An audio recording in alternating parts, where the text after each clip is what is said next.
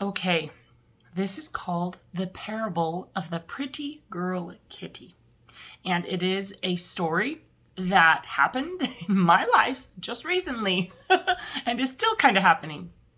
So, when we moved up here to Idaho, there was a pretty kitty that had stripes, and she was kind of stripy, calico-y, brownish, kind of hard to explain. But she was the mouser in this area. So she would come to our home and catch all the mice, and she would disappear for a couple days and come back. Anyway, my kids just loved this cat, okay? They named her Meowsers. Good name. Anyway, one day, a few months after we moved in up here, we found 4 kittens in the window well. 4 of the cutest little not brand new, they were about this big, about that big, cute little kittens. There was a black one, a black one with brown spots, a black one with an underbelly. There was a white one with gray stripes on the back, and then kind of a calico mix one. And our kids it was so special and so fun because my kids had never seen a litter of kittens. So we used to live in a subdivision where wild cats aren't a good thing. But up here, where it's much more rural, lots of farms, there are mice. And so feral cats are very common. We've seen just lots of wild cats. They come and they go, and sadly, a lot of them get hit on the highway. So anyway, these kittens showed up in the window well, and they were so cute. And my kids just, oh my goodness, it was so much fun to have little kittens. So the female cat that was here, that we named Meowsers, she brought her kittens to us. And we watched those kittens grow, and they were the sweetest little kittens ever. So we decided that we wanted to keep one of them to continue on the line of mousers. Because we need a good mousing cat, right? So we picked the one with the sweetest personality, which happened to be a black cat with a white underbelly and white mittens. All the feet are white. And we named her May. And she was the sweetest, by far the sweetest. We ended up relocating the other cats to a place where people weren't, so we weren't dumping them on other people. But you can't keep the population would grow too much if you just let them go crazy. So we relocated. Well, we raised them for quite a while, and then when they were older and bigger, we relocated the 3 and we kept the 1. Okay, and so she was just sweet. We named her May. The kids named her May. And this cat has had more love day in and day out. And I kid you not, even though she is an outdoor technically wild cat because she just lives outside, sometimes she'll disappear for a day or two. She's an outdoor, she's not like an indoor kitty. No litter box. She eats mice and birds, and in the winter we feed her some cat food every day because there's not as many mice in the winter. Anyway, so we have just loved this cat. The kids have brought her in almost every single day for about a year. Okay, so this cat has been well loved. Just definitely a part of the family. She has been snuggled day in and day out, and of course put back outside because she's an outdoor cat. Well, about a year. Yes, no, it's been 1 year since, a little more than a year actually, since this kitten showed up at our window well. And 1 whole year. And just the other day, my son came to me and he said, "Mom, May has two weird fuzzy spots on her backside." And I was like, huh? Wonder what that means. Like, I was thinking maybe she's in heat and maybe, it's swelling or something. Because I hadn't looked. And anyway, so he told me that and I didn't think anything of it. But then my daughter said, "Mom, there are two fuzzy, black, round, pokey out things on the back of May, our girl Kitty. And sure enough, I was like, okay, what's going on here? So I went and picked her up and lifted the tail and examined, and May is a boy. May is a male kitty. All this time. So, when we first looked at how May, when she was little, when he was little, we looked and we misunderstood that the girls have it's a little bit of a slit instead of a round circle. So when we looked, we thought it was a girl. And I didn't examine very closely. And I didn't look up on the internet best ways to tell. So we spent an entire year thinking our cat was a girl. We called him a girl name. We talked to him like he was a girl. And so a year later, we're discovering that it's a boy cat. Now, I will say that we love boy cats just as much as girl cats. There's no downside to this. But the lesson here is that we actually fully believed for a year something that was completely not true. Okay, so we believed and we had no reason to question. And I asked my daughter, and she said she noticed these fuzzy, the fuzzy round things in the back. She said she noticed them like over a month ago, but because she believed that this cat was a girl, she thought, oh, maybe it means she's in heat, or maybe she's just developing and they'll go away. So she rationalized away she didn't look into greater, could this be a boy? Because she believed it was a girl. So all of us believed this was a boy cat, and we were wrong. Here's the thing. 1 solid year of believing this is hard to undo. So, again, remember that this is a parable. So the lesson here, it has nothing to do with, we don't care if it's a boy or girl. We love our cat no matter what.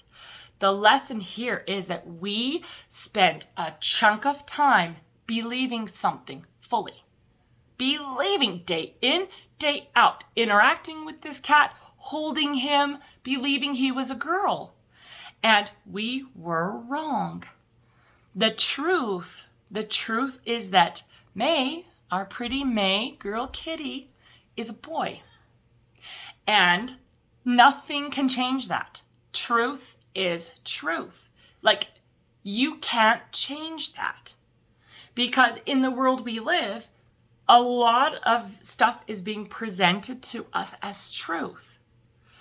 And there are a lot of things that people are believing that are not true. And this is why it is so important. And I take this, I don't like labels, but I will take the label of truth seeker, because what is real matters.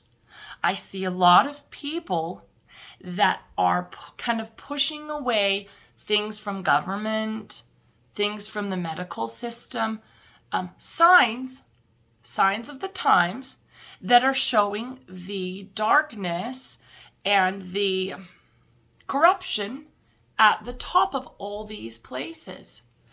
And the main thing here is what matters.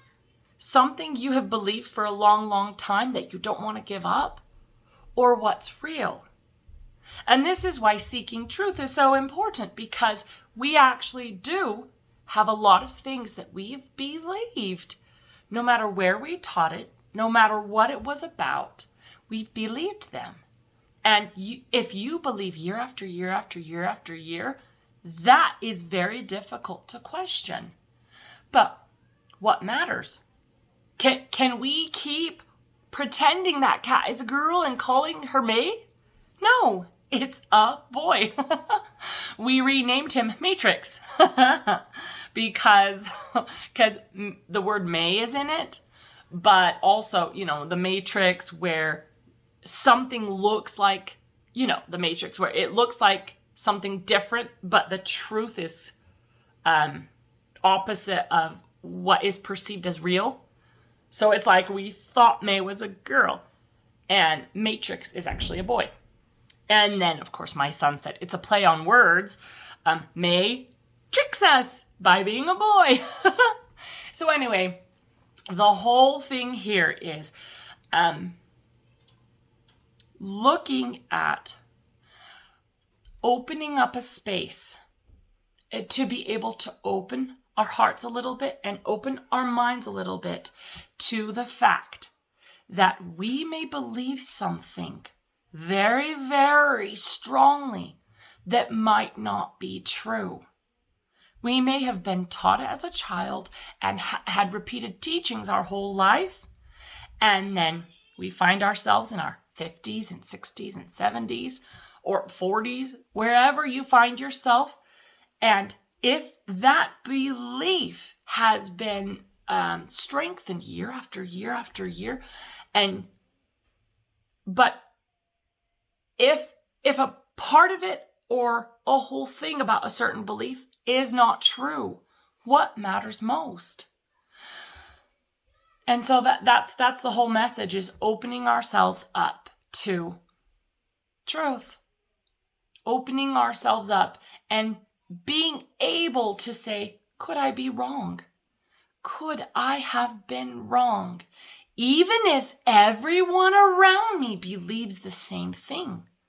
So in your church, if your church taught you something and everyone around you believes it, all the members of your church believe it, and every week you affirm that particular belief, is it safe? Is it good to just stay in that same belief without questioning if that belief isn't true and it actually turns out to be false?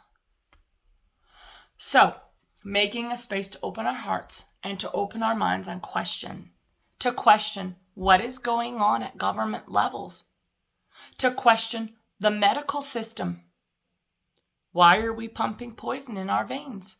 To question why have so many people died from it. Questioning the stripes in the sky. Why are these jets shooting stripes across the sky so regularly every day? What's going on? Questioning religious beliefs. Because some people are so, I will not question anything. I will not sway no matter what you do type of feeling.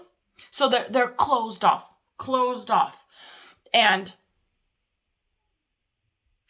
God can't work on us. God can't work through us. Jesus Christ, he can't get in if we're walled off. And so opening to being taught from on high what is real, what is true, being tutored personally by Jesus. Okay? Truth matters most because you can't change it. So we have a boy cat and his name is Matrix. But the entire year we thought he was a girl. That can never be undone. So in our minds, we are having to try to wrap our mind around, this is a boy cat. This is a boy cat. And he might get his mom pregnant. So we have to accept the truth.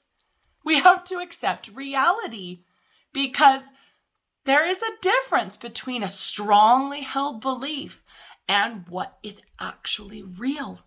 There are a lot of strongly held beliefs in religion, in the old religion I used to be in, that I've been shown through divine, powerful witnesses that this belief, Karen, was not true. It was a lie, and it was put into this religious system by these bad guys back when this and this. Do you know what I mean? But so opening our hearts and opening our minds to gain greater truth from divines. Hey, that rhymed. Anyway, the parable of the pretty girl kitty, which is now our handsome boy kitty. He's still pretty, but his name is Matrix, and we're getting used to it feels like a whole new cat. It's the same kitty, but his whole personality, it just feels like, well, I know this sounds weird, but it feels like our pretty girl May has like left, and it's almost like we adopted this boy cat because it just feels so different. But reality, there's no changing reality in what is true. All right, thanks guys.